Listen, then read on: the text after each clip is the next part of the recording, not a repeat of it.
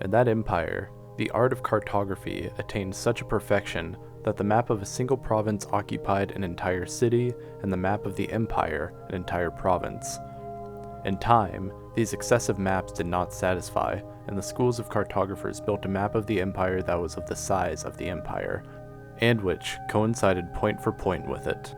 Less addicted to the study of cartography, the following generations understood that the dilated map was useless, and not without pitilessness they delivered it to the inclemencies of the sun in the winters.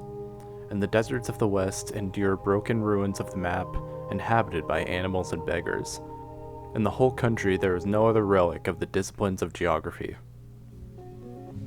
This is how Baudrillard opens his book Simulacra and Simulation, with a short story from Borges.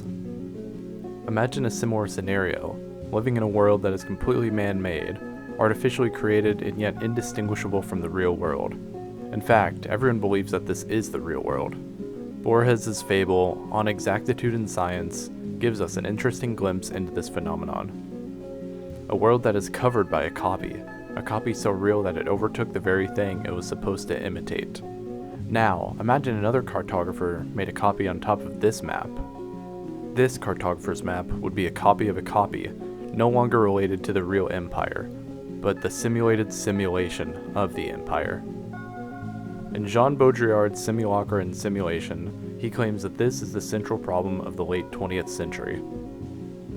We are surrounded by these hyperrealities, bombarded with advancements in media, marketing, and technology. He says, but it is no longer a question of the maps or territories. Something has disappeared, the sovereign difference between one and the other that constituted the charm of abstraction. We're no longer able to distinguish the difference between the simulated and the reality, between the images and signs showed us through mass media and advertising and reality. Hyperreality has become all-encompassing and so real-seeming that it is no longer seen as a separate thing. If you're enjoying this video so far, feel free to give it a like. If you have any questions, or if you just want to talk about this philosophy more, go ahead and leave a comment. And if you want to see more videos like this, subscribe. It really helps out everything I'm doing on this channel, and I'd greatly appreciate it. So back to the video. The Matrix is a film heavily inspired by Simulacra and Simulation, yet Baudrillard thinks it misses the mark.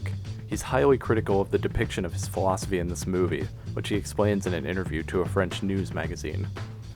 Quote, "The most embarrassing part of the film is that the new problem posed by simulation is confused with its classical Platonic treatment. This is a serious flaw. The radical illusion of the world is a problem faced by all the great cultures, which they have solved through art and symbolization. What we have invented in order to support this suffering is a simulated real, which henceforth supplants the real and is its final solution. A virtual universe from which everything dangerous and negative has been expelled. And the Matrix is undeniably part of that. Everything belonging to the order of dream, utopia, and phantasm is given expression, realized. We are in the uncut transparency. The Matrix is surely the kind of film about the Matrix that the Matrix would have been able to produce." The first movie was such a great success for the directors that they promptly started writing a sequel, and they wanted Baudrillard included on the writing team. But when they asked him to come on to this movie, he ran to the press to give his true thoughts about it. Using his criticism of the Matrix, we can try and get a clearer image of what he means by hyperreality. In this interview, he gives us several examples of what hyperreality isn't. Hyperreality is not Platonic, hyperreality is not transparent, the hyperreal is not virtual, and we are not outside of the hyperreal. So first, let's talk about Plato's allegory of the cave, since that is what Baudrillard is directly comparing the hyperreal to. Everybody who's taken a single intro to philosophy class has heard this before, but let's go over it anyways. Plato's allegory of the cave sets up a scenario of prisoners inside of this cave, forced to watch the shadows on the wall.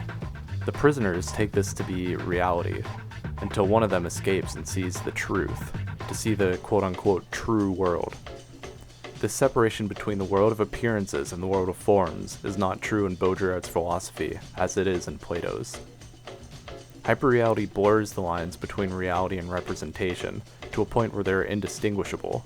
There's no outside to escape to, everything is simulated, and the distinction between it and the real has collapsed.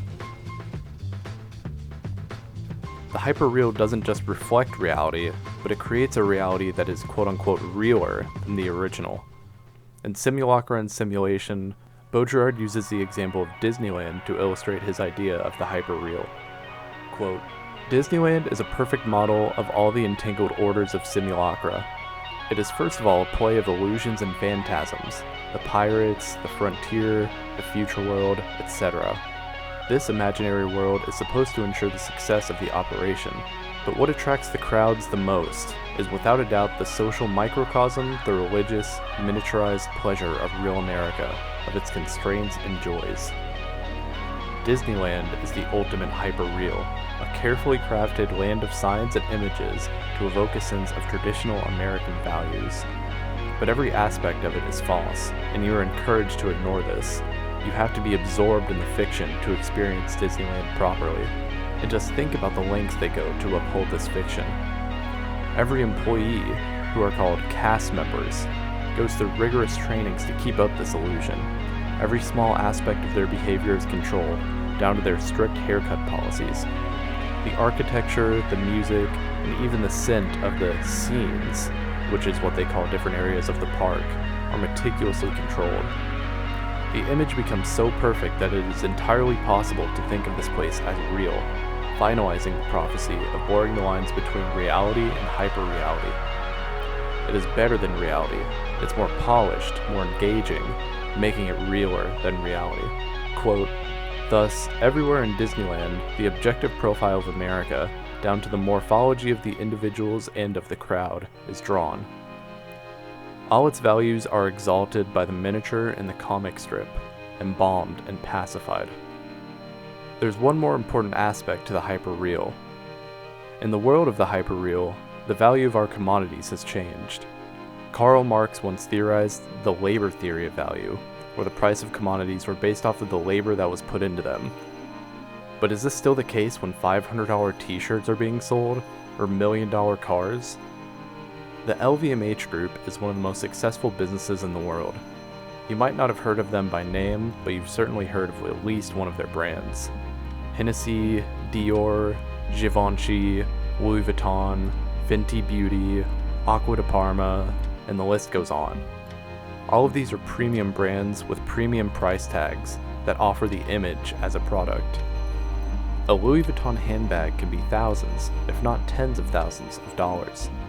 These are not expensive bags to produce either. Many purchasers of their products complain about the low quality of the leather, the peeling of the design, and an overall cheap feel. A Louis Vuitton artisan is paid on average $16.82 an hour. So if we aren't paying for the cost of the materials, and we aren't paying for the labor, what exactly are we paying for? Baudrillard proposes a theory of sign value to replace Marx's theory of labor value. We aren't paying for the labor going into the product anymore, but rather we're paying for the image that the product gives us. By purchasing a product, we purchase a symbol to add to our personal image. This is the sign value of commodities. In our contemporary economy, we want to shape our identities through attachment to products. In the economy of the past, goods were purchased for their practical utility. There weren't hundreds of brands competing for your dollar in every category, each a nearly identical product with a slight difference in branding. But now, this is our reality. We don't buy products, we buy the ideas behind them, thanks to mass media and marketing. Advertisements mean commodities have gained a new meaning, where they are now symbols of your identity, your class status, and your personality. This is another crucial aspect of the hyperreal. These signs have replaced real value and are now acting as a system of representations. Jean Baudrillard is often called the high priest of postmodernism, and his philosophy is fundamental to the postmodern project, the hyperreality being the most important of his theories. He was a prolific writer, and I will undoubtedly continue to make content on his writings, but we have to get the fundamentals down first, and without a doubt, I think the most pertinent is hyperreality. Baudrillard succinctly summarizes his entire philosophy of the hyperreality in these 5 lines. Quote, "It is the reflection of a profound reality. It masks and denatured a profound reality. It masks the absence of a profound reality. It has no relation to any reality whatsoever. It is its own pure simulacrum. Just to give one more example, let's look at this meme. So first, we have a painting of a fish. This fish reflects the reality of a fish. Then we have a butchered and cooked fish, which is a sign of the reality. Then we have fish sticks that are shaped as fish, which shows the absence of the real fish through signs, being the shape of a fish. And finally, we have the abomination of the Swedish fish Oreo. It has no relation to real fish. It has become a simulacrum. These simulacrum create the hyperreality. These signs and references are fundamental to what a hyperreality is.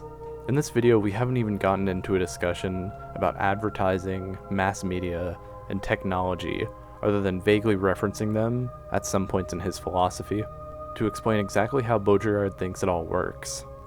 And Simulacra and Simulation was originally published in 1981, before major adoption of the internet, way before social media, or video games, or any of these mass forms of communication that we use on a daily basis today. I think his work is more pertinent than ever in our society that is increasingly full of images and hyperreality. And understanding this philosophy gives us a better understanding in what's happening in our world.